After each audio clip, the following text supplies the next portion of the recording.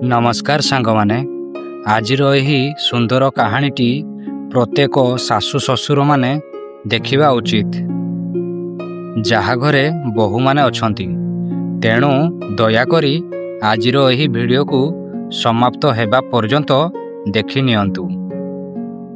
गोटिए अंचल रे गोटिए बुढ़ी महिला रहुथिला। सेही बुढ़ी मार दुईटी बहु थिले एवं सेमाने सबू एकाठी रहुथिले। एमिति किछि दिन गला परे दुई जण जाक बहु सेतेबेले गर्भवती हेले।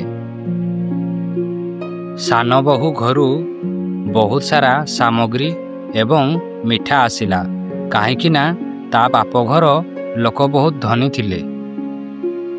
सान बहु को सेतेबेले बाहागर रे से सबु जिनिस मिलिला जहा से सबू चाहूथिला। गोटिए बड़ कार, गहना एवं बड़ घर। यही कारण थिला कि ताकू घरे सबुठू अधिक इज्जत मिलुथिला। एपटे किंतु बड़ बहुर बापघर लोक पूरा साधारण थिले।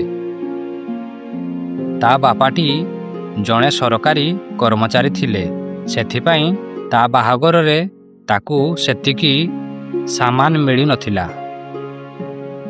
पैसार अभावरू बड़ बहु को केबे घरे मान सम्मान मिलु नथिला जेतिकी सान बहु को मिलुथिला। घरर सबु सदस्य विशेष करी बुढ़ी सासु एवं ससुर सान बहुर सपक्षरे थिले। एमिति किछि दिन परे समय आसिला एवं दुई बहु मेडिकल रे भर्ती होई गले एवं दुई बहुर सुंदर सुंदर छुआ गोटिए गोटिए जन्म हेले। सेतेबेले घरे समस्ते सान बहुर छुआ को अपेक्षा करिथिले। घर को पूरा फूलरे सजेई देले, भल भल खेलना सबको अणागला।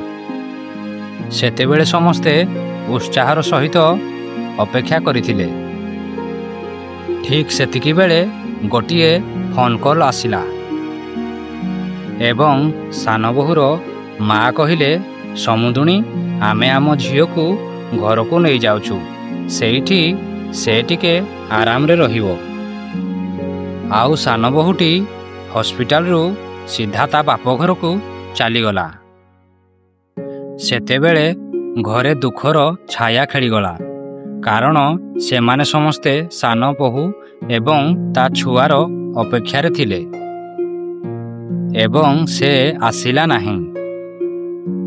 हठात सेतिकी बेले घरर घंटी बाजिला एवं सेठी बड़ बहु गोटिए सुंदर छुआ को धरिकी छिड़ा होइथिला। सेतेबेले सासु माटी कहिला, बहु तू कौन पाई घर को गलु नहीं? हुए तो तते एठी आराम मिली न पारे।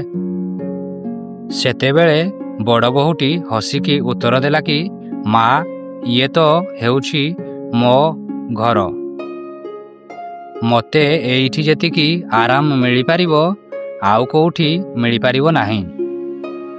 सेतेबेले बहु मुहरु एकथा शुणिकी सासुर मनटी पूरा भरीगला एवं सासु माटी भाविबाको लागिला कि मु सबुबेले पैसा एवं देखे हेबा चक्कर रे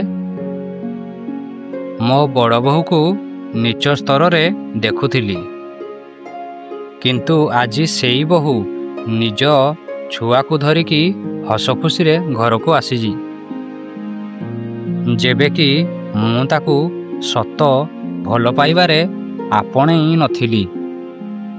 सासु माटी सेतेबेले निज भूल को बुझी पारिला एवं बहु को एवं ता छुआ को धरिकी घर भीतर को आसिला। तो सांग माने एथिरु गोटिए उपदेश मिलिला कि पैसा केवल भौतिक सुख सुविधा को किणी पारे, किंतु खुशी संतोष सत भल पाइबा एवं संपर्क को नुहे। ତେଣୁ ଆପଣମାନେ ବି ଭୌତିକ ସୁଖକୁ ଛାଡ଼ିକି ଭଲ ପାଇବାକୁ ଆପଣେଇ ନିଅନ୍ତୁ। ଦେଖିବେ ଜୀବନ ପୁରା ସୁଖମୟ ହୋଇଯିବ। ଆଶା କରୁଛି ଆଜିର ଏହି କାହାଣୀଟି ଆପଣମାନଙ୍କୁ ନିଶ୍ଚୟ ଭଲ ଲାଗିଥିବ। ତେଣୁ ଭିଡ଼ିଓକୁ ଲାଇକ୍, ଗୋଟିଏ କମେଣ୍ଟ ଏବଂ ବହୁତ ମାତ୍ରାରେ ସେୟାର କରିକି ଚ୍ୟାନେଲକୁ ସବସ୍କ୍ରାଇବ୍ କରିନିଅନ୍ତୁ। ଧନ୍ୟବାଦ।